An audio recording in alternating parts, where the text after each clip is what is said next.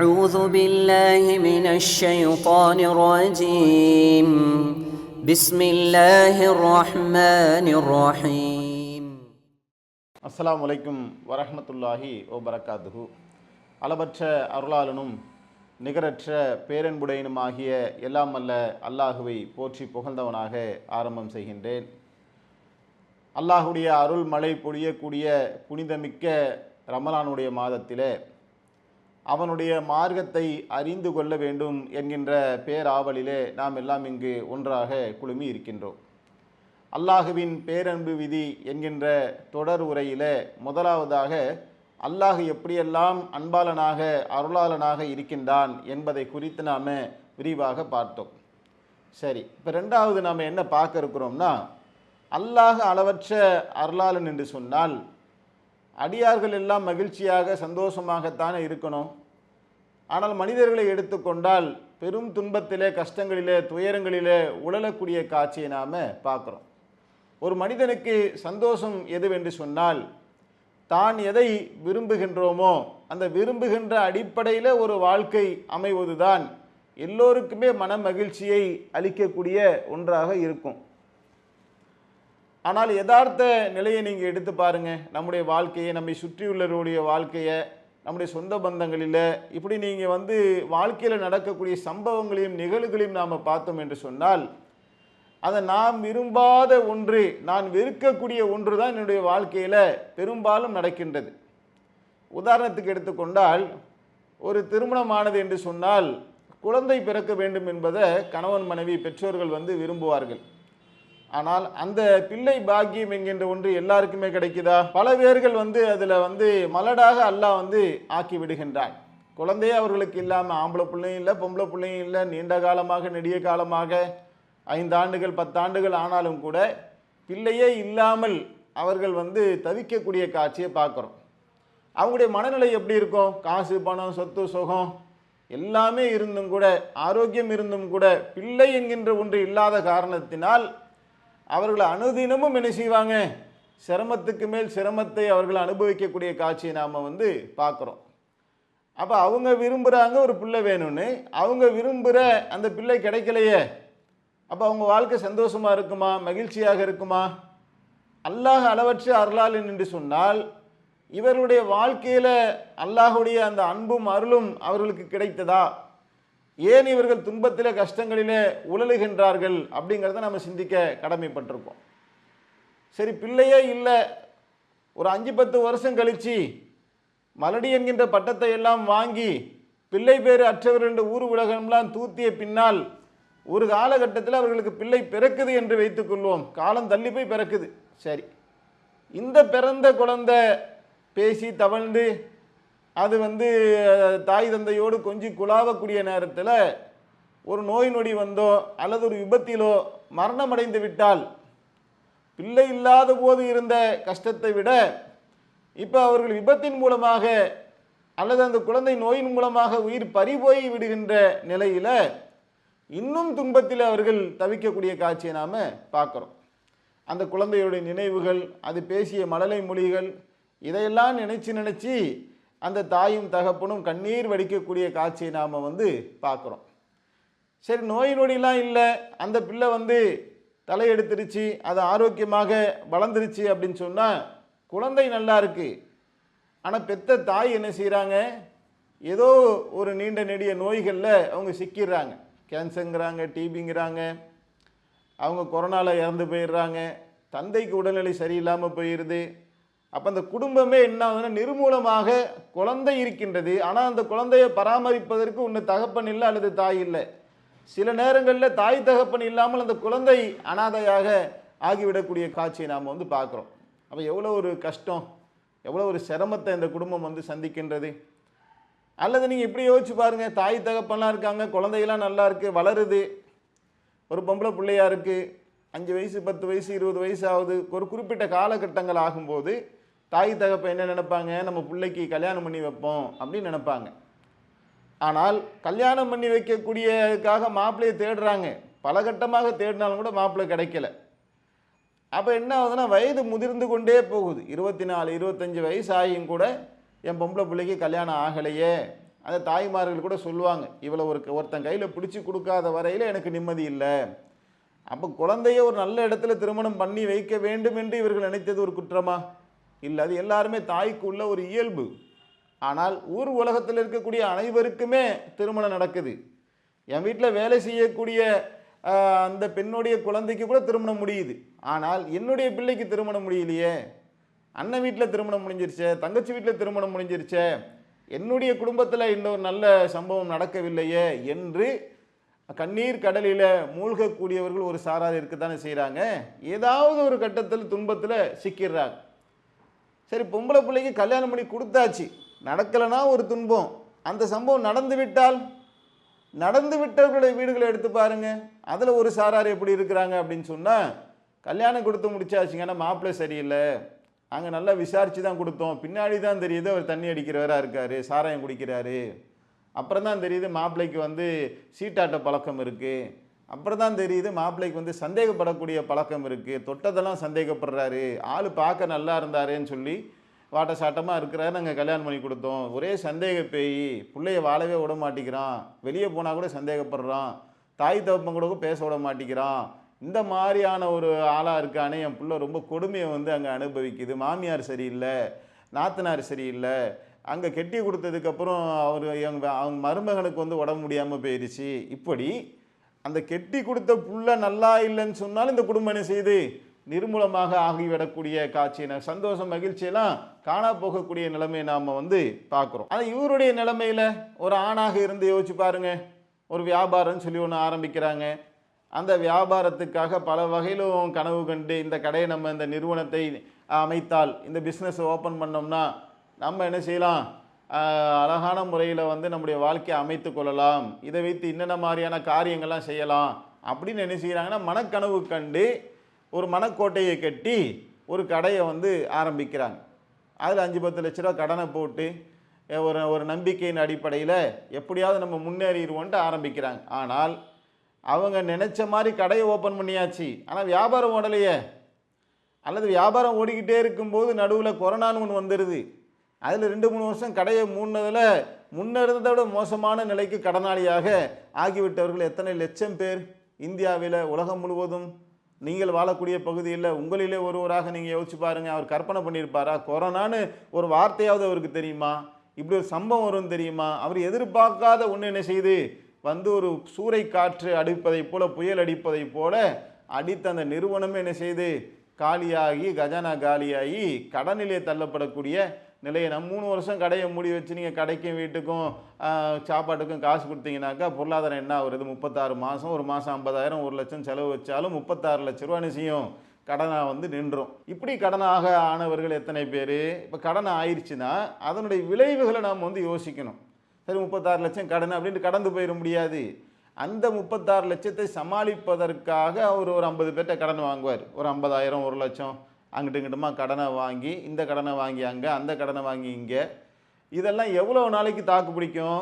ஒரு 3 மாதம், 6 மாதம், 1 வருடம் கடன் கொடுத்தவர்கள், சரி இவ்வளோ காலம் இவர் நம்பிக்கையாக வந்து இருக்கிறாரு, நம்ம ஊரில் தானே வசித்தார், இவர் அண்ணனாச்சே, தம்பியாச்சே, மாமனாச்சே, மச்சானாச்சே என்றெல்லாம் கொஞ்ச காலத்துக்கு அட்ஜஸ்ட் பண்ணுவாங்க. காலங்கள் போக போக போக கண்ணியங்கள், மரியாதைக்கு குறையும், வார்த்தை தடிக்கும். நீலாம் ஒரு ஆம்பளையான்னு கேட்பான், உனக்கெலாம் எதுக்கு குடும்பம்னு கேட்பான், நீலாம் ஏன் சோறு திங்கிறேன்னு கேட்பான். அப்போ அவன் இருக்க பகுதியின் பக்கமே தலை வச்சு படுக்க முடியாது. நம்ம சொந்த வீட்டுக்குள்ளே போகிறதுக்கே அந்த தெருவை கடந்து போனால் அந்த தெருவில் 4 கடங்காரன் இருப்பான். அப்போ அவன்லாம் தூங்குனதுக்கப்புறம் நான் வீட்டுக்கு போகணும் என்று 1:30 மணி 2 மணிக்கு வீட்டுக்குள்ளே போகக்கூடிய ஒரு சூழலை எல்லாம் சிலர் இன்றளவும் சந்திக்கின்றார்கள் என்று சொன்னால், அப்போ அவங்க வாழ்க்கை எவ்வளோ நெருக்கடியாக இருக்கும்? வாழ்கிறதே அவங்களுக்கு இந்த பூமிக்குள்ளே அவங்க ஒரு மானத்தோடு நடமாட முடியாத அளவுக்கு போலீஸ் தேடும், சில நேரங்களில் கடன்காரங்க தேடுவாங்க, எங்கேயா பார்த்தாக்கா அடி விழுகும், போஸ்டர் அடித்து ஓட்டுவோன்னு ஒருத்தன் ஃபோன் பண்ணுவான், ஒருத்தன் என்ன செய்வானாக்கா அவன் மானத்தை வாங்குவான். இப்படியெல்லாம் ஒரு கஷ்டத்தோடும் சிரமத்தோடும் வாழக்கூடியவர்கள் ஒரு சாரார் வந்து இருக்கத்தானே வந்து செய்கிறாங்க. ஏன் இந்த துன்பங்கள்? பிறக்கும் போதே நான் கடன்காரனாக இருக்க வேண்டும் என்று விருப்பப்பட்டு நான் வந்து என்னுடைய வாழ்க்கையை அமைத்துக்கிட்டேன்னா, நான் விரும்பவே இல்லையே, நல்லா இருக்கணும்னு தான் நான் நினச்சேன். ஆனால் நல்லா இருக்க வேண்டும் மனிதனாகிய நான் நினைத்த ஒன்றுக்கு நேர்மாறாக, கண்ணியத்தோடு வாழ வேண்டும் என்று நான் விரும்பியதுக்கு நேர்மாறாக அங்கே என்னுடைய மானங்கள் எல்லாம் பறிக்கப்படும் என்று சொன்னால் இது எப்படி நடந்துச்சு, யாரால் நடந்துச்சு, இதுக்கு எனக்கு என்ன சம்பந்தம் இருக்குது அப்படின்னு வந்து ஒருத்தன் மனிதன் என்ன செய்கிறான், குழம்பி தவிக்கக்கூடிய காட்சியை நாம் வந்து பார்க்குறோம். இன்னும் சில பேரை பார்த்தா ஒரு நம்பகமான ஆட்கள் மூலமாக வருவாங்க, இதில் நீங்கள் இன்வெஸ்ட்மெண்ட் பண்ணுங்கள். ஒரு ஃபாரினில் வந்து வேலை செய்வார், அவர் ஒட்டு மொத்தமாக 30-40 வருடங்கள் உழைத்து அவர் குருவி சேர்க்குற மாதிரி கொஞ்சம் கொஞ்சமாக சேர்த்து ஒரு 10 லட்சம் 20 லட்சம் 30 லட்சத்தை அவர் சேமிச்சுக்கிட்டு வருவார் இந்தியாவுக்கு. இப்போ வரக்கூடியவர்களுக்கு என்ன இருக்கும், இந்தியாவுடைய நிலைமை என்ன, இங்கே என்ன இன்வெஸ்ட்மெண்ட் பண்ணணும், என்ன வியாபாரம் பண்ணணும், ஒன்றுமே தெரியாது. அயல் நாடுகளில் இருக்கக்கூடிய சூழல் வேறு, இந்தியாவில் இருக்கக்கூடிய சூழல் வேறு. அப்போ இவங்களுக்கு இங்கே வந்து சர்வை பண்ணவே முடியாது. அவர்களால் ஒரு ஸ்டாண்டர்டாக ஒரு தொழிலை அமைச்சு ஒரு கட்டமைப்பை உருவாக்க முடியாது. பெரும்பாலும் அவங்க என்ன செய்வாங்கன்னா, இதில் ஒரு இன்வெஸ்ட்மெண்ட் பண்ணுவோம், அது ஹலாலான இன்வெஸ்ட்மெண்ட்டாக இருக்கட்டும்லாம் ஆரம்ப கட்டத்தில் நினைப்பாங்க. அப்போ என்ன செய்வாங்கன்னா, இதுக்கு தோதா இந்த மாதிரியான ஆட்களையே கவனத்தில் கொண்டு இதுக்கு வலை விரிக்கக்கூடிய குரூப் என்ன செய்யும்னா, நாங்கள் உங்களை பிஸ்னஸ் பார்ட்னராக வந்து ஆக்குறோம், நாங்கள் வந்து என்ன செய்கிறோம், எங்களுக்கு ஆயில் கம்பெனி வந்து சவுதி அரேபியாவில் இருக்குது, எங்களுக்கு கப்பல் ஓடுது, நாங்கள் வந்து என்ன செய்கிறோம்னாக்கா ரியல் எஸ்டேட் வந்து பண்ணுறோம், நாங்கள் பஸ்ஸு வந்து என்ன செய்கிறோம் ஓட்டிக்கிட்டு இருக்கோம், அதில் நீங்கள் வந்து இன்வெஸ்ட்மெண்ட் பண்ணுங்கள், அப்படி பண்ணிங்கன்னா நாங்கள் அதில் வந்து எங்களுக்கு எங்கள் நிறுவனம் பயங்கர டாப்பில் போய்கிட்டு இருக்கு, நீங்கள் 1 லட்ச ரூபா முதலீடு பண்ணிங்கன்னா உங்களுக்கு 20,000 நாங்கள் வந்து லாபம் தரோம் என்று என்ன செய்வாங்கன்னா ஆசை வார்த்தைகளை காட்டுவாங்க. இப்போ இந்த ஆசை வார்த்தைகளை காட்டக்கூடிய நேரத்தில் இவங்களுக்கு என்ன ஆகும், இது என்னடா டவுட்டாக இருக்குன்னு அந்த டவுட்டுக்குள்ளே போய் யோசிக்கிறதுக்குள்ளேயே அவங்க அண்ணன் வந்து இன்வெஸ்ட்மெண்ட் பண்ணியிருப்பார், அவருக்கு அக்கௌண்ட்டில் 20,000 ரூபா டங்குன்னு வந்து விழுந்துடும். இந்த பக்கம் பார்த்தா மச்சாங்காருடைய அக்கௌண்ட்டில் நான் போட்டேன், எனக்கு 20,000 வந்துருச்சு 1 லட்சம் போட்டதில். இப்போ 4 பேர் என்ன செய்கிறாங்க, இப்போ எனக்கு வந்துருச்சுன்னு ஆதாரத்தை காட்டும்போது அதுக்குள்ளே போய் சர்ச் பண்ணி இது உண்மையா பொய்யான்னு கண்டுபிடிக்கிறதுக்குள்ளே அவருக்கு என்ன செய்யும்னாக்கா இந்த பணம் வருகின்றது என்ற தகவல் வந்து அந்த சிந்தனை வந்து தடுத்துரும். அப்போ என்ன செய்வாங்கன்னா ஆரம்ப கட்டத்தில் சரி நம்ம எதுக்கும் நம்ம மொத்தத்தையும் போட வேணாம், டவுட்டாக இருக்குது, ஒரு 1 லட்சத்தை போடுவோம் அப்படின்னு இன்வெஸ்ட்மெண்ட்டை ஆரம்பிப்பாங்க. சரி எல்லாருக்கும் வந்துக்கிட்டு தானே இருக்குது, வந்தாலும் சரி போனாலும் சரி 1 லட்சம் தானே ஒரு முயற்சி பண்ணி பார்ப்போம் அப்படின்னு ஒரு 1 லட்சத்தை போடுவாங்க. போட்டால் அவன் சொன்ன மாதிரி கரெக்டாக என்ன செய்யும், அதை நீங்கள் வந்து உங்கள் கம்பெனியில் கூட உங்களுக்கு அந்த மாதிரி 1ஆம் தேதி சம்பளம் வருமாங்கிறது டவுட்டு. அவன் கரெக்டாக என்ன செய்வான், தேதி 1 ஆயிடுச்சா அவங்க அக்கௌண்ட்டில் வந்து 20,000 விழுந்துடும். அப்போ இவர் பார்ப்பார், ஆஹா அவன் சொன்னது எல்லாமே கரெக்டாக பக்காவாக இருக்குது, 1 லட்சம் கொடுத்தோம் 20,000 வந்துருச்சு, அப்போ நம்ம என்ன செய்யணும்னா ஒரு 2 லட்சத்தை கொடுத்து பார்ப்போம். அப்போ 2 லட்சத்தை இன்வெஸ்ட்மெண்ட் பண்ணுறான், பார்த்தா 40,000 கரெக்டாக வந்து விழுந்துருச்சு. இப்போ ஒரு 5 லட்சத்தை போடு, அப்புறம் ஒரு 1 லட்சம் கரெக்டாக வந்துருச்சு. சரி அப்படின்னா என்ன செய்வோம்னாக்கா மொத்தத்தையும் நாம் வந்து ஒரு 30 லட்ச ரூபா இருக்குது, இதை வந்து நாம் ஒரு இன்வெஸ்ட்மெண்ட்டாக வந்து பண்ணி ஒரு 3 மாதம் 4 மாதம் பண்ணிட்டோம்னா போட்ட காசை எடுத்துடலாம் அப்படின்னு 30 லட்சத்தையும் போட்டோம்னா தூக்கிட்டு ஓடிடுவான். இந்த 30 லட்சத்தோடு போட்டோம்னா இது வரைக்கும் வந்த வருவாய் தான் மொத்தமாக போயிருக்கு. அதில் என்ன செய்வோம்னா திடீர்னு வந்து நீங்கள் 1 கோடி ரூபா இன்வெஸ்ட்மெண்ட் பண்ணிங்கனாக்கா உங்களுக்கு நாங்கள் என்ன செய்வோம் 30% தரோம் அப்படின்னும் போது அக்கம் பக்கத்தில் கடன் வாங்கி அண்ணன் தம்பி மாமன் மச்சான் சொத்துக்களை விற்று நான் 1 கோடி ரூபா வந்து இன்வெஸ்ட்மெண்ட் பண்ணுறேன்னு பண்ணவங்களாம் இருக்கிறாங்க. அப்படி பண்ணி 1 கோடி ரூபாயும் இழந்து இருக்கிற காசும் போய் அக்கம் பக்கத்தில் சுற்றுச்சூழல்கள் எல்லாத்துலேயும் என்ன செய்கிறாங்க கடன்காரனாக ஆகி தெருவுக்கு வந்தவர்கள் இருக்கிறாங்களா இல்லையா. இதெல்லாம் எவ்வளோ நாளையில் நடந்து முடிக்கும்னா கண்மூடி கண் திறக்கிறதுக்குள்ளே 2-3 மாதத்தில் மொத்த சப்ஜெக்ட்டுமே க்ளோஸ் ஆயிரும். இப்போ இந்த நிலைமைக்கு யார் காரணம், ஏன் ஏற்பட்டுச்சு வாழ்க்கையில், இது ஒரு எதிர்பார்த்தாரா, நல்ல நாலேஜ் உடையவர்கள் தானே இந்த நிதி நிறுவனங்களில் வந்து காசு கட்டி ஏமாறுறவங்க, இவங்களாம் யாருன்னு பார்த்தாங்க படித்தவங்களாக இருப்பாங்க, நாலேஜ் உடையவர்களாக இருப்பாருங்க. இந்த மாதிரி ஒன்றை வந்து அதுக்கப்புறம் ரியலைஸ் பண்ணி பார்த்தாங்க நானாக இந்த இன்வெஸ்ட்மெண்ட்டை நான் பண்ணேனா அப்படின்னு நினைக்கக்கூடிய அளவுக்கு ஒரு மோசமான சூழல்களை சிக்கி தவிச்சு அவங்க வாழவும் முடியாமல் சாகவும் முடியாமல் நடைபுணமாக ஆகி சில பேர் தூக்குமாட்டி செத்து, சில பேர் ஊரை விட்டு ஓடி, பொண்டாட்டி வந்து இவரை விட்டு பிரிஞ்சு, பிள்ளைங்க இவரை விட்டு பிரிஞ்சு, இவர் வந்து இதுலேருந்து மீள்றதுக்கு வழி இல்லைன்னு சொல்லி தண்ணி அடித்து கஞ்சா சாப்பிட்டு இந்த மாதிரி என்ன செய்வாங்கனாக்கா வாழ்க்கையே நிலைகுலைந்து போனவர்கள். நான் சொன்ன இந்த சம்பவங்கள் ஒட்டுமொத்தத்தை நீங்கள் எடுத்துக்கொண்டால் இதுலேருந்து மீள வழி தெரியலையே, எங்கெங்கேயோ பிச்சை எடுத்து பார்த்து எதற்குமே வழி இல்லை என்று சொல்லுகின்ற நேரத்தில் அவங்க என்ன செய்கிறாங்க எக்ஸ்ட்ரீம் லெவலுக்கு போய் உயிரை மாய்த்து கொண்டவர்கள் இருக்கிறாங்க, நடைபெறமாக வாழக்கூடியவர்கள் இருக்கிறாங்க, ஜெயிலுக்கு போனவர்கள் இருக்கிறாங்க. திருப்பி நாம் என்ன செய்வோம் இன்னொரு 4 பேரை நம்ம ஏமாற்றோம்னு சொல்லி அவனே வந்து ஏமாற்றக்கூடிய வேலையில் இறங்கினவர்கள் இருக்கின்றார்கள். இப்படி எல்லாம் என்ன செய்யுது அவனுடைய வாழ்க்கையை திசை திரும்பி மானத்தோடையும் மரியாதையோடையும் வாழ்ந்த ஒருவன் அதுக்கப்புறம் வந்து அவன் மோசமான ஒரு சூழ்நிலைக்கு தள்ளப்படுகின்றான். இப்போ இந்த மொத்த விஷயங்களும் எடுத்துக்கங்க. அப்போ ஓவரால் நம்ம என்ன சொல்ல வரோம் என்று சொன்னால், இப்படி மனிதனுடைய வாழ்க்கையில் ஏராளமான கஷ்டங்கள், துன்பங்கள், துயரங்களோடு அவன் என்ன செய்கிறான், அவன் வந்து வாழ்ந்து கொண்டிருக்கின்றான் என்று சொன்னால், இப்போ நம்ம இதுக்கு முன்னாடி நம்ம என்ன பார்த்தோம், அல்லாஹ் என்பவன் அளவற்ற அருளாளனாக இருக்கின்றான், நிகரற்ற பேரன்புடையவனாக இருக்கின்றான் என்று சொன்னால், அப்போ நான் அல்லாஹ்வுடைய மற்றவன் ஏற்றுக்கல, அவனை விட்டுருங்க, ஏற்றுக்காதவனுக்கு அப்படி இருந்துச்சுன்னு சொன்னால் கூட நம்ம என்ன பதிலை சொல்லிடலாம், இப்போ ஏற்றுக்கலப்பா, நீ அல்லாவை ஏற்றுக்கல, அதனால் நீ கஷ்டப்படுறேன்னு கூட என்ன செய்யலாம், ஒரு வாதத்தை நம்ம மனிதர்கள் வச்சுட்டு போயிடுவாங்க. நான் அல்லாஹ்வை, இஸ்லாமியர்களாகிய முஸ்லீம்களாகிய நாம் வந்து அல்லாவை ஏற்றிருக்கிறோம், அல்லாவை நாம் நம்பிக்கை கொண்டிருக்கோம், அல்லாஹுவை தான் நான் வணங்குறேன் அப்படின்னு சொன்னால், என்னுடைய வாழ்க்கையாவது குறைஞ்சபட்சம் நல்லா இருக்கணுமா இல்லையா? அல்லாஹ் அளவற்ற அருளாளன் என்று சொன்னால் அந்த அருள் எனக்கு எங்கே? எனக்கு ஏன் பிள்ளை பிறக்கலை, என் பிள்ளை ஏன் இறந்து போச்சு, என் கெட்டி கொடுத்த புண்ணியம் வந்து சரியாக வாழலை, என் மனைவிக்கு ஏன் கேன்சர் வந்துருச்சு, எனக்கு ஏன் கிட்னி ஃபெயிலியர் ஆயிடுச்சு, இப்படி வந்து ஏராளம் நானேன்னு கடனாளியாக வந்த ஆனேன், என்ன 30-40 வருட உழைப்பு ஏன் வந்து மண்ணா போச்சு, அப்போ நான் வந்து யோசித்த என்னுடைய நான் கட்டிய கனவு கோட்டை இடிந்து சுக்குநூறாக ஆகி இந்த உலகத்தில் வாழ்கிறதா சாகிறதா என்கின்ற ஒரு நிலைமைக்கு நான் கையை பிசைந்து கொண்டு நான் இன்றைக்கு இருக்கின்றேன் என்று சொன்னால், அப்போ என்னுடைய இறைவன் அளவற்ற அருளான் என்று சொல்லுகின்றான். அந்த இறைவன்கிட்ட இந்த நிலை வந்ததுக்கப்புறம் நான் என்ன செய்கிறேன், தவித்து கொண்டு இப்போ எனக்கு என்ன செய்யுதுனாக்க இதெல்லாம் யார் செஞ்சா, இந்த நிலைமைக்கு என்ன, அதுக்கு நம்ம நடுநடு இந்த கேள்வி கேட்டுக்கிட்டே வரும், யார் காரணம், யார் காரணம், ஏன் எனக்கு இந்த நிலை ஏற்பட்டுச்சு என்ற ஒரு குழப்பத்தில் இவன் தவிக்கிறான். ஏன்னா இவன் விரும்பாத ஒன்று இல்லை, நான் விரும்பிய ஒன்று நடந்தால் பரவாயில்ல, நான் விரும்பாத ஒன்று நான் விரும்பாத ஒன்று என்னுடைய வாழ்க்கையில் நடக்குது, நான் விரும்பிய ஒன்று நடக்க மாட்டேங்குது. புள்ள பிறக்கணுங்கிறது நான் விரும்புகிறது, அது பிறக்க மாட்டேங்குது நினச்ச மாதிரி. எனக்கு நோய் வரக்கூடாது என்று நான் நினைக்கிறேன், ஆனால் நோய் வந்துடுது. நான் சுயமரியாதையோடு கண்ணியமாக வாழ வேண்டும் என்று நான் நினைக்கிறேன், ஆனால் எனக்கு மானம் போகுது. நான் வந்து ஏமாறக்கூடாது என்று நினைக்கிறேன், ஆனால் ஏமாந்துடுறேன்.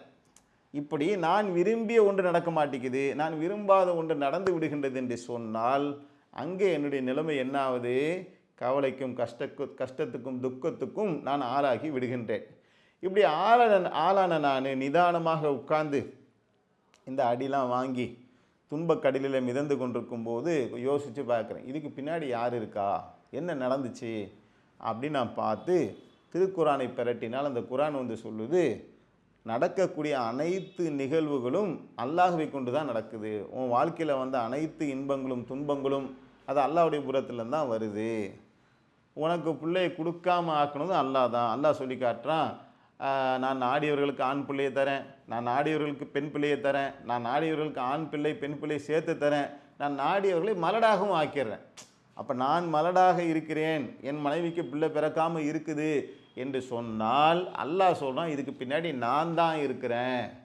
நான் நாடியவர்களுக்கு ரிஸ்க்கை அதிகமாக்குறேன், நான் நாடியவர்களுக்கு ரிஸ்க்கை சுருக்கிடுறேன். அப்போ இன்றைக்கி நான் வந்து பஞ்சத்தில் சோத்துக்கே வழி இல்லாமல் நான் வந்து கஷ்டப்படுகின்றேன் என்று சொன்னால் அல்லாஹ் சொல்கிறான், நான் தான் உன்னை அப்படி வந்து ஆக்கினேன். அப்போ இன்றைக்கி என்னுடைய பொருளாதாரம் வந்து நலிஞ்சு போச்சுன்னா அல்லாஹ் சொல்கிறான், நான் தான் உன்னுடைய பொருளாதாரத்தை நலிய வச்சேன். எனக்கு ஒரு நோய் நொடி வந்துருச்சுன்னு சொன்னால் அல்லாஹ் சொல்கிறான், நான் நாடியவர்களுக்கு நான் தானே செய்கிறேன், நோயை வந்து கொடுக்குறேன் அப்படின்னு நான் ரப்புல் ஆலமீன் சொல்லி காட்டுறதை வந்து பார்க்குறோம். அப்போ என்னுடைய வாழ்க்கையில் ஏற்பட்ட அனைத்து சிரமங்களுக்கும் கஷ்டங்களுக்கும் துன்பங்களுக்கும் யாரா பின்னாடி இருக்கிறா என்று நான் யோசிக்கும் போது அல்லாஹ் சொல்லி காட்டுகின்றான், நான் தான் அதுக்கு பின்னாடி இருக்கிறேன் அப்படின்னு அல்லாஹ் சொல்கிறான். இது தெள்ள தெளிவாக இதை விளக்கக்கூடிய ஏராளமான குரான் வசனங்கள் இருப்பதை நாம் வந்து பார்க்குறோம். இப்போ அன்பார்ந்த சகோதரர்களே, நம்ம நாள் பார்த்த விஷயம் இருக்குல்ல, அல்லாஹ் அளவற்ற அருளாளன் அப்படிங்கிறத நம்ம ஒரு தனியாக பார்த்துட்டோம். இப்போ ரெண்டாவது நாம் என்ன பார்க்குறோம், அந்த அளவற்ற அருளாளன் நிகரற்ற பேரன்புடையவன் என்று தன்னை சொல்லிக் கொள்ளக்கூடிய ரப்புல் ஆலமீன் அவன் ஏன் மனிதனாகிய எனக்கு, அவனை நம்பிக்கை கொண்டிருக்கக்கூடிய எனக்கு, அல்லாஹ் தான் கடவுள் என்று சொல்லக்கூடிய எனக்கு ஏன் இவ்வளவு பெரிய கஷ்டங்களையும் துன்பங்களையும் துயரங்களையும் எனக்கு தருகின்றான், ஏன் மன உளைச்சலை எனக்கு தருகின்றான், ஏன் என் புள்ள வந்து தருதலையாக வந்து ஆகுது, ஏன் என் மனைவி என் சொல் பேச்சை கேட்க மாட்டேங்கிறா, ஏன் என் மனைவி எனக்கு வந்து கட்டுப்பட மாட்டேங்கிறா, ஏன் என்னுடைய வாழ்க்கை இவ்வளவு நிம்மதியற்ற ஒரு நிலையில் போய்விட்டது என்று புலம்பக்கூடிய ஒருவனுக்குண்டான பதில் என்ன? இந்த கேள்வி ஒரு பக்கம், அதுக்கான பதிலை வந்து அவன் தேடுகின்றான். இப்படி தேடும்போது இதற்குண்டான பதிலை அல்லாஹ் தஆலா என்ன செய்கிறான், ரொம்ப தெள்ள தெளிவாக வந்து நமக்கு வந்து விளக்கி காட்டுகின்றான். உனக்கு இந்த கஷ்டங்களும் சோதனைகளும் துன்பங்களும் என்னுடைய புறத்தில் தான் வருது, அதற்கான காரணம் என்ன அப்படின்னு சொன்னால், முதல்ல இந்த வாழ்க்கையை எடுத்துக்கொண்டால் மனிதன் என்ன நினைக்கிறானாக்கா, இந்த வாழ்க்கை இருக்குது, இந்த வாழ்க்கையில் நான் என்னவெல்லாம் விரும்புகின்றேனோ அந்த என்னுடைய விருப்பத்தின் அடிப்படையில் இந்த வாழ்க்கை இருக்க வேண்டும் என்று ஒரு மனிதன் நினைக்கிறான். முதல்ல இது சரியா?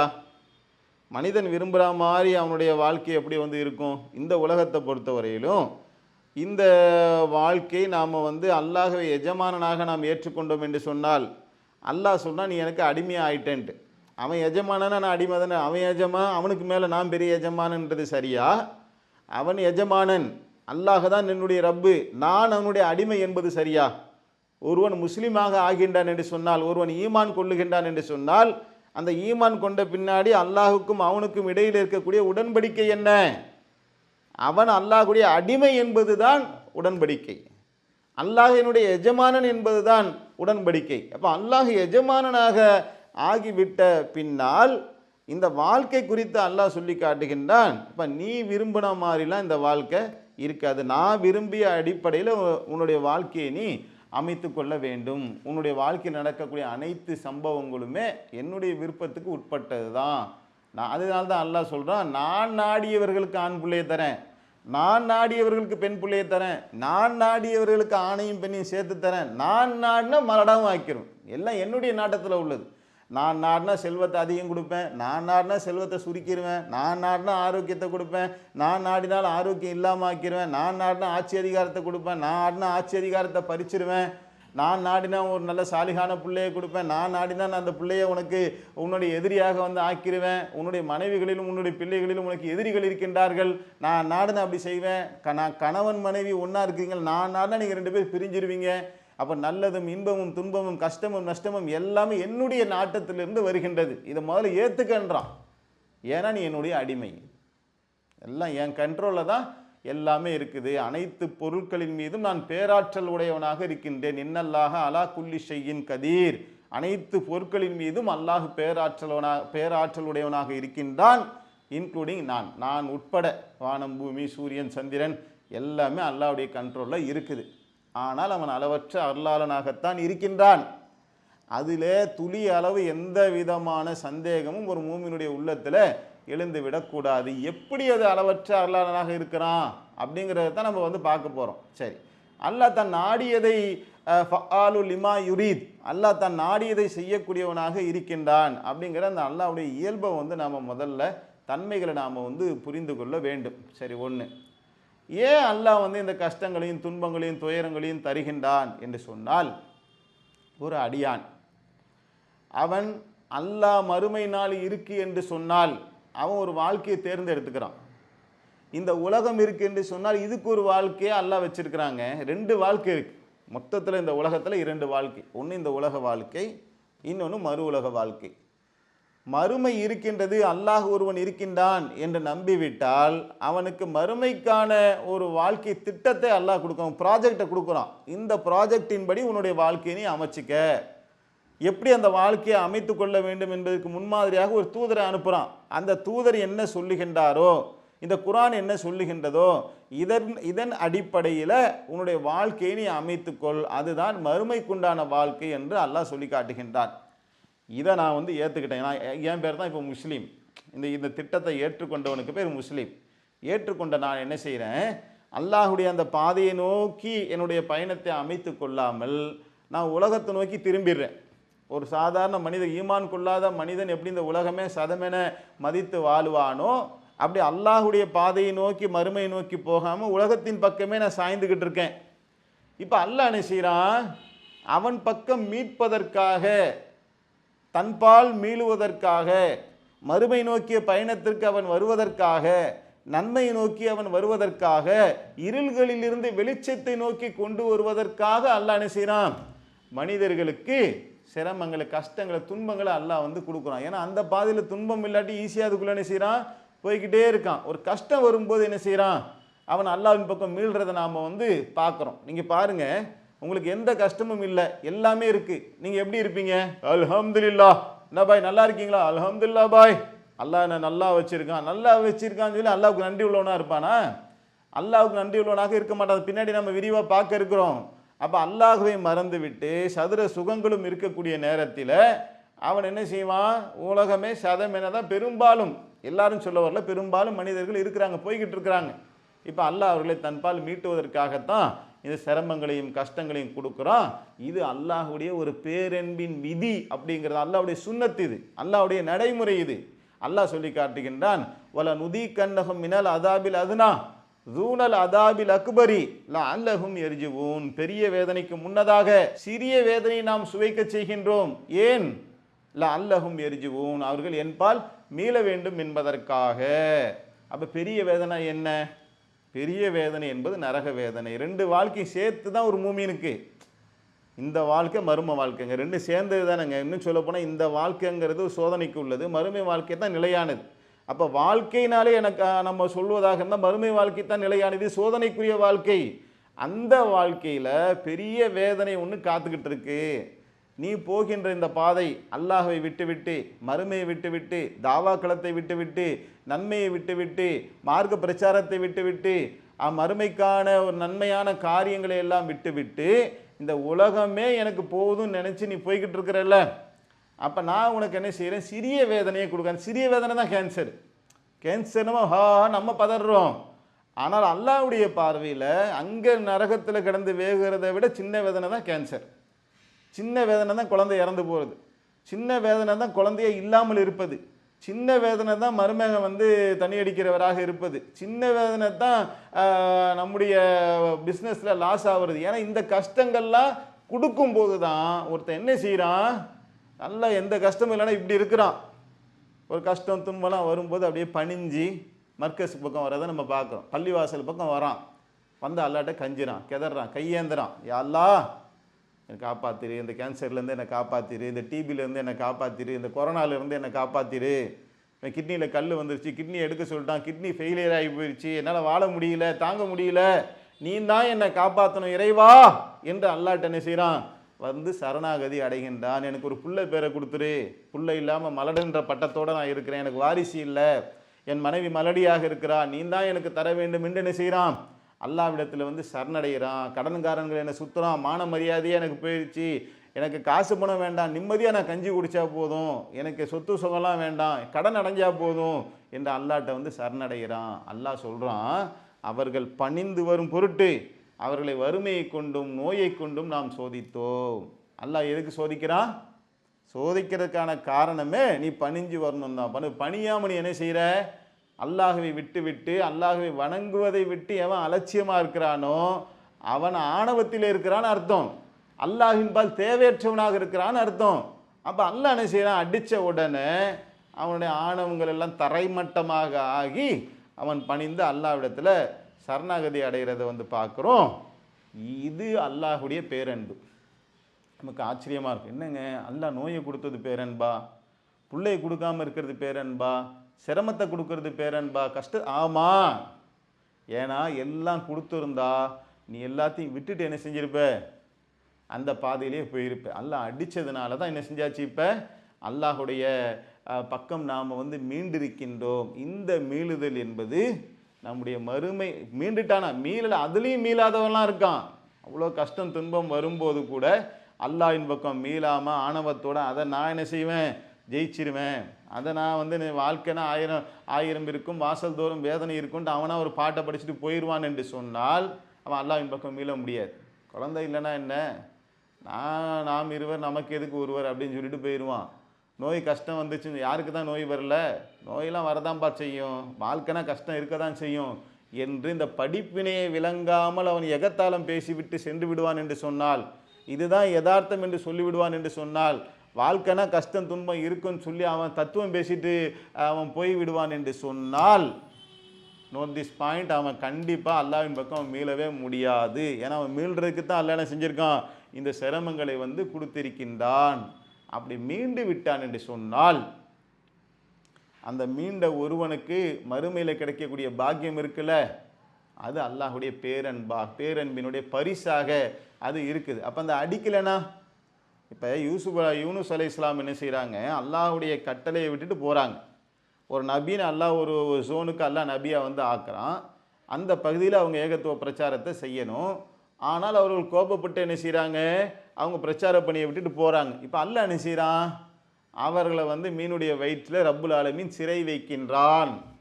இந்த சிறை வைக்கலனா, அல்லது சிறை வச்சாச்சு, சிறை வச்சதுக்கப்புறம் அவங்க என்ன செய்கிறாங்க, அவங்க அவங்க எல்லாம் நபி தானே, அல்லாஹ்வுடைய சுன்னத் என்னங்கிறது அவங்களுக்கு தானே நல்லா தெரியும். ஆஹா நம்ம தப்பு பண்ணோம், அல்லாஹ் என்ன செஞ்சான், நம்மளை பிடிச்சிட்டான், லாக் பண்ணிட்டான். அப்போ நம்ம என்ன செய்யணும், இந்த இடத்துல பணிஞ்சு அல்லாஹ்விட்ட மன்றாடினோம் என்று சொன்னால் தான் நம்ம தப்பிக்க முடியும். அப்போ அல்லாஹ்ட்ட சரணாகதி அடைகிறாங்க. லா இலாஹ இல்லா அந்த சுபஹானக இன்னி குந்து மினத்தாலிமீன் என்று மனதுருக அல்லாஹ்விடத்தில் பிரார்த்தனை செய்கின்றார்கள். அல்லாஹ் சொல்கிறான், இந்த பிரார்த்தனை மட்டும் அவர் செய்யலைனா கியாமத்து நாள் வரைக்கும் அந்த மீனுடைய வயிற்றில் அவரை நான் சிறை வச்சிருப்பேன் அல்லாஹ் சொல்லி காட்டுகின்றார். அப்போ அப்படின்னா என்ன அர்த்தம், கியாமத்து நாள் வரைக்கும் அந்த மீனை உயிரோட வச்சு, கியாமத்து நாள் வரைக்கும் அந்த மீனுடைய வயிற்றில் இவரையும் அல்லாஹ் உயிரோட வச்சு, எந்த ரேடார்லையும் சிக்காது, நீங்கள் மொசாத்து தேடினாலும் கிடைக்காது, எண்ணெயை தேடினாலும் கிடைக்காது. ஏன், அது கடலுக்கு அடியில் ஒரு மீன் இருக்குது, அதை எவனா கண்டுபிடிக்க முடியுமா? சிக்னலே கிடைக்காத ஒரு இடத்துல கொண்டு போய் அல்லாஹ் எந்த மனிதனுக்கு இப்படி ஒரு மனிதன் இருக்கிறானாங்கிறத கண்டுபிடிக்க முடியாது. உலகத்தில் இருக்கிறாரான்னு தெரிஞ்சால் தானே தேடுவாங்க. அப்போ மனிதர்களுடைய சஞ்சாரமே இல்லாத ஒரு இடத்துல கொண்டு போய் ஒரு சிறையை அல்லாஹ் வந்து லாக் பண்ணி வைத்திருக்கின்றான் என்று சொன்னால், இப்போ மீன் எப்படி விடுவிச்சுது? யாருடைய கண்ட்ரோலில் எல்லாமே இருக்குது. மீனாக இருக்கட்டும், மானாக இருக்கட்டும், உலகத்தில் இருக்கக்கூடிய அனைத்துமே அல்லாஹ்வுடைய கண்ட்ரோலில் இருக்குது. அல்லாஹ்வுடைய உத்தரவு வந்தவுடனே மீன் என்ன செய்யுது, கொண்டு வந்து கரையில் வந்து அவரை வந்து வெளிப்படுத்தியதை நாம் வந்து பார்க்குறோம். அப்போ அல்லாஹ்வுடைய அருளுக்குரியவராக அவர் மாறிட்டார். எப்போ அந்த மீன் வெளியே கொண்டு வந்து கரையில் போடுதோ, அல்லாஹ்வுடைய கோபத்துக்குரியவராக இருந்தவர் அல்லாஹ்வுடைய அருளுக்குரியவராக மாறுகின்றார். அப்போ உனக்கு வந்து பிள்ளை பிறக்கவில்லை என்று சொன்னால், நீ அல்லாஹ்வுடைய கோபத்துக்குரியவராக இருக்கின்றாய் என்று சொன்னால், இப்போ அல்லாஹ்வுடைய அருளுக்குரியவராக மாறுவதற்கு என்ன செய்ய வேண்டும்? ஒரு நோயை அல்லாஹ் கொடுக்கின்றான் என்று சொன்னால், அல்லாஹ்வுடைய கோபத்துக்குரிய காரியத்தை நம்ம என்ன செஞ்சோம்? இப்போ அல்லாஹ்வுடைய அருளுக்குரியவராக மாறுவதற்கு நாம் என்ன செய்ய வேண்டும் அப்படிங்கிறத யோசித்தோம் என்று சொன்னால், நான் கடன்காரனாக இருக்கிறேன், அல்லாஹ்வுடைய கோபத்துக்குரிய காரியத்தை நான் என்ன செஞ்சேன்? வட்டிக்கு வாங்கிட்டேனா? அல்லாஹ் சொன்ன அந்த வரம்புகளை மீறி விட்டேனா? அப்போ நான் மன்னிப்பு கேட்டு தௌபா கேட்டு நான் திருந்தினேன் என்று சொன்னால், அல்லாஹ்வுடைய அருளுக்குரிய மீன் வெளியே வந்து துப்பிடும். நம்ம ஒவ்வொருத்துக்கும் ஒவ்வொரு விதமான மீனில் தாங்க சிக்கிக்கிட்டோம். கடன் என்ற மீனுக்குள்ளே சிக்கியிருக்கிறோம், நோய் என்ற மீனுக்குள்ளே சிக்கியிருக்கிறோம், பிள்ளை இல்லைங்கிற மீனுக்குள்ளே ஒவ்வொரு விதமான மீனுக்குள்ளே மனிதர்கள் சிக்கி சிறை வைக்கப்பட்டிருக்கிறாங்க.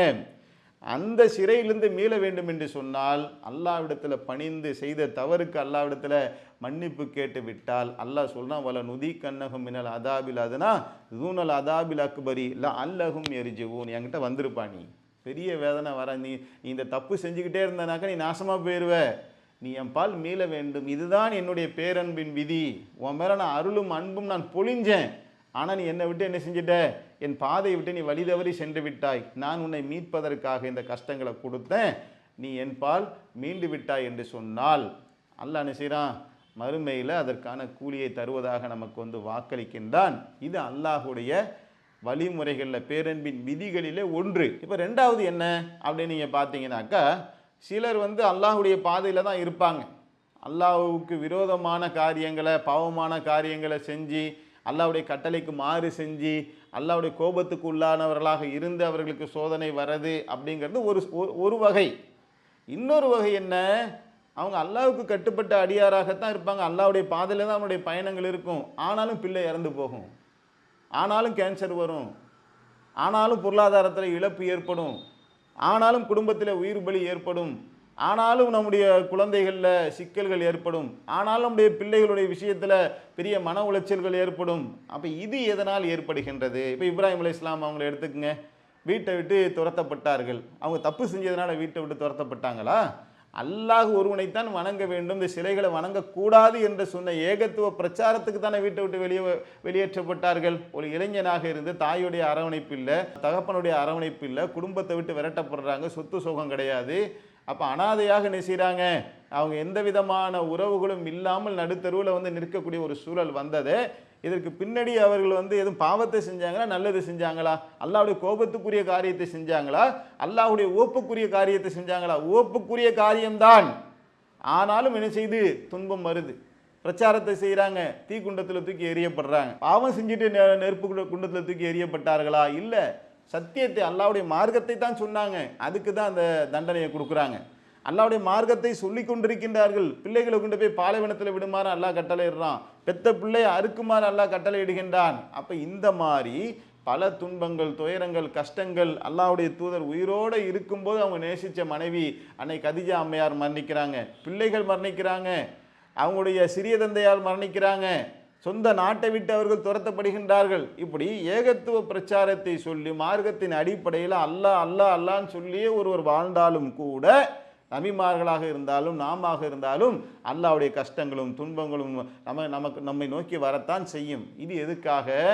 நம்முடைய ஈமானுடைய தரத்தை உயர்த்துவதற்காக. அதை ஒருவர் சகித்து கொண்டு துன்பங்களை பொருந்தி கொண்டு அல்லாஹ்வுடைய பாதையில் அவர் போகுவார் என்று சொன்னால் அல்லாஹ் எனக்கு உதவி செய்வான். எவ்வளவு சிரமங்கள் இருந்தாலும் அல்லாஹ்வுடைய உதவியை கொண்டு நான் என்ன செய்வேன், அல்லாஹ் எனக்கு உதவுவான் என்கின்ற அந்த எண்ணம் இருக்குதுல்ல, அப்போ அவருடைய ஈமான தரத்தை அது மென்மேலும் மெருகேற்றக்கூடிய ஒன்றாக ஆகும். இதற்கும் துன்பங்கள் கஷ்டங்கள் வரலாம். அதுவும் அல்லாஹ்வுடைய அன்பிலே உள்ளது தான். தடகள போட்டியில் நிறைய தடைகளை வைப்பாங்க, நீங்கள் பார்த்துருக்கீங்களா? ஒவ்வொரு தடையாக தாண்டி போய் போய் போய் கடைசியில் என்ன செய்வாங்க, வெற்றி கோட்டை தொடுவார்கள். அந்த மாதிரி பல கட்டளைகளை கொண்டு பல தடைகளை கொண்டு அல்லாஹ் என்ன செய்கிறான், இப்ராஹிம் அலைஹிஸ்ஸலாம் அவர்களை சோதிக்கின்றான். அனைத்து தடைகளையும் தகர்த்தெறிந்து, எனக்கு பிள்ளையை விட, பொண்டாட்டியை விட, சொத்தை விட, சுகத்தை விட, என் உயிரை விட, எல்லாவற்றையும் விட இறைவா நான் உன்னை நேசிக்கின்றேன் என்று ஒருவன் வருகின்றானா, அல்லது இந்த உலகத்தினுடைய நேசத்தின் பால், பிள்ளையின் பால் போயிடறானா, பொண்டாட்டியின் பால் போயிடறானா, இந்த உலகத்தின் பால் மனிதன் சாய்ந்து விடுகின்றானா, அவன் இந்த உலகத்தினுடைய பதவிகளின் பால் போய் விடுகின்றானா, எதன் பாலும் மனிதன் சாய்ந்து விடுகின்றான் என்று சோதிப்பதற்காக அல்லாஹ் என்ன செய்வான், அவனுக்கு ஒரு மனிதனுக்கு பல தடைகளை கொடுக்கத்தான் செய்வான். அந்த தடைகளை தகர்த்தெறிந்து ஒருவன் முன்னேறுவான் என்று சொன்னால் அவன் அல்லாஹ்வுடைய நேசத்துக்கும் நெருக்கத்துக்கும் அன்பிற்கும் உரியவனாக ஆகிவிடுவான். அல்லாஹ் தன்னுடைய அன்பை பூரணப்படுத்துவதற்காக, தன்னுடைய அன்பை வாரி வழங்குவதற்காக அதற்குண்டான தகுதி மிக்க அடியார்கள் யார் என்று அல்லாஹ் பார்க்குறான். அப்போ அந்த தகுதி மிக்க அடியார்கள் அல்லாஹ்விற்காக நான் அர்ப்பணிக்க தயார் என்று வருகின்றார்கள் என்று சொன்னால் அவர்கள் மீது அல்லாஹ் அளவற்ற அருளாளனாக இருக்கின்றான். இந்த உலகத்தை வைத்து கொண்டே கால்குலேஷன் பண்ணக்கூடாது. கல்லால காசு இல்லையே, அப்போ அல்லாஹ் என் மேலே கருணை புரியவில்லை, அப்போ காசு காசு காசு பணம் இந்த மாதிரி ஒரு சில விஷயங்களை மட்டுமே வைத்து கொண்டு அல்லாஹ் என் மீது கருணை புரியவில்லை என்று மனிதர்கள் நினைக்கிறாங்க. இது குறித்தான விஷயங்களை நாம் என்ன செய்ய போகிறோம், அடுத்த வரக்கூடிய காலங்களில் நம்ம விரிவாக பார்க்க போகிறோம்.